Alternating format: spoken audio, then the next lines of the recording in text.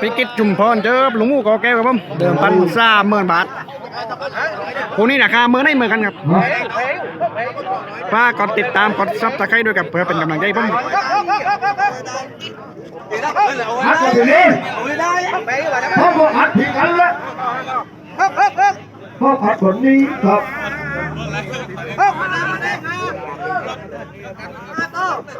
พิกิตอัดได้เหมือนเดิมนะ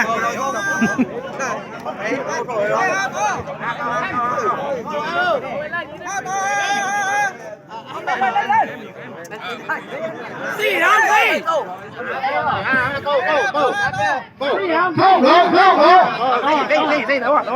แต่เดี๋ยวไม่เอานะแต่เดี๋ยวโอ้เมื่อตัวไหนกัน ใช่ còn đấy tớ đâu tài lên ใช่ cắn đấy ถ้าโลกรอห้ามเลย cắn รอรู้เผื่อ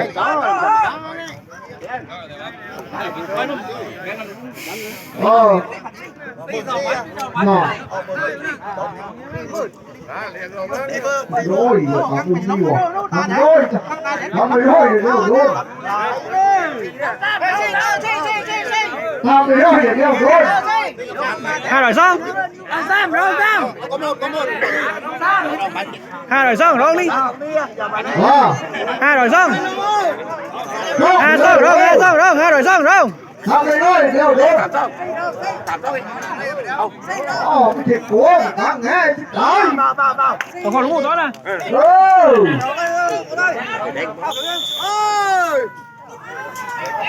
ทางแง่จะตาย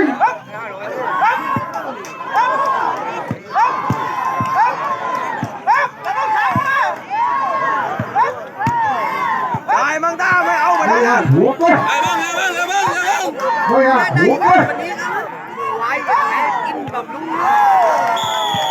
หลวงมู่กอแก้ว โอ้